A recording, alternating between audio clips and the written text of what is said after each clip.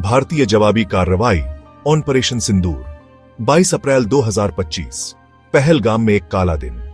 आतंकियों ने निर्दोष तीर्थयात्रियों पर हमला किया। 26 जानें शहीद हो गईं। पूरा देश स्तब्ध। भारत चुप नहीं बैठेगा, यह साफ था। जवाब देगा, मुंह तोड़ा जवाब देगा। 7 मई 2025 भारत ने ऑपरेशन सिंदूर लॉन्च किया। पाकिस्तान और पीओके में 9 ठिकानों पर हवाई हमले किए गए। यह आतंकी हमले का करारा जवाब था। भारतीय वायुसेना ने ऑपरेशन को अंजाम दिया। राफेल जेट्स ने आसमान में उड़ान भरी। उनके निशाने पर थे आतंकी ठिकाने। स्काल्प मिसाइलें और ASM हैमर बमों का इस्तेमाल हुआ। बहावलपुर, मुरीदके, कोटली, मुजफ्फराबाद में धमाके सुने गए। लश्कर-ए-तैयबा और जैश-ए-मोहम्मद के ठिकाने तबाह हो गए।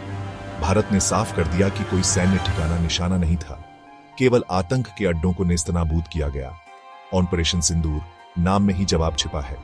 सिंदूर जो सुहाग की निशानी है, बदले की आग बन गई। जिन युवाओं की जान गई वो कश्मीर शादी मनाने आए थे। ये ऑपरेशन भारत की जीरो टॉलरेंस नीति का प्रतीक है। आतंकवाद के खिलाफ भारत अब और बर्दाश्त नहीं करेगा।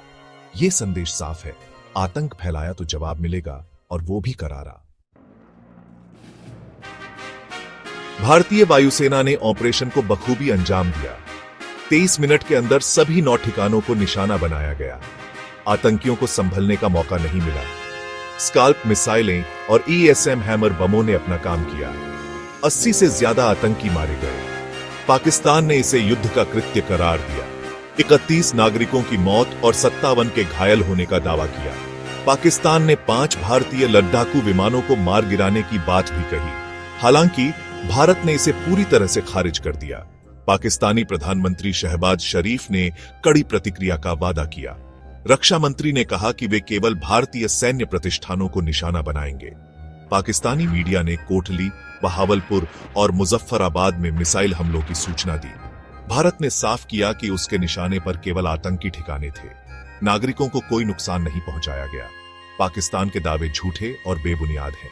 ऑपरेशन सिंदूर एक सुनियोजित और सटीक कार्रवाई थी। पाकिस्तान ने मस्जिदों और रिहायशी इलाकों पर हमले का आरोप लगाया।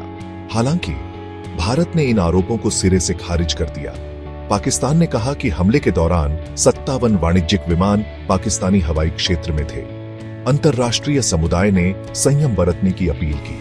अमेरिका, चीन, रूस और यूरोपीय संघ ने बातचीत के जरिए मसले को सुलझाने पर जोर दिया। संयुक्त राष्ट्र महासचिव ने तत्काल बातचीत की आवश्यकता पर बल दिया। भारतीय विदेश सचिव ने 13 देशों के राजदूतों को ऑपरेशन की जानकारी दी। उन्होंने बताया कि ऑपरेशन सिंदूर आत्मरक्षा में उठाया गया कदम था। भारत ने अपनी सीमाओं की सुरक्षा के लिए यह कार्रवाई की। पाकिस्तान को अपनी धरती से आतंकवाद को खत्म करना होगा। अंतर्राष्ट्रीय समुदाय को भी पाकिस्तान पर दबाव बनाना चाहिए। आतंकवाद पूरी दुनिया के लिए खतरा है। सेक्शन 4 ऑपरेशन सिंदूर भारत की रणनीति का प्रतीक। ऑपरेशन सिंदूर भारत की बदलती रणनीति का प्रतीक है। भारत अब आतंकवाद के खिलाफ आक्रामक रुख अपना रहा है। कोल्ड स्टार्ट सिद्धांत के तहत भारत त्वरित और निर्णायक कार्रवाई कर रहा है। यह कार्रवाई भारत की बढ़ती सैन्य क्षमता को भी दर्शाती है। राफेल जेट्स और स्कैल्प मिसाइलें भारत की ताकत का प्रतीक हैं। भारत अब किसी भी चुनौती का सामना करने के लिए तैयार है। ऑपरेशन सिंदूर ने पाकिस्तान को स्पष्ट संदेश दिया है, भारत आतंकवाद को बर्दाश्त नहीं करेगा। पाकिस्तान को अपनी हरकतें सुधारनी होंगी, वरना अंजाम भुगतने को तैयार रहे। भारत शांति प्रिय देश है, लेकिन अपनी सुरक्षा के लिए कठोर कदम उठाने से भी पीछे नहीं हटेगा। ऑपरेशन सिंदूर इसका जीता जागता सबूत है। सेक्शन 5 शांति या संघर्ष भविष्य की अनिश्चितता। ऑपरेशन सिंदूर के बाद भारत पाकिस्तान संबंधों में तनाव बार आच गया है। दोनों देशों के बीच युद्ध की आशंका से इनकार नहीं किया जा सकता।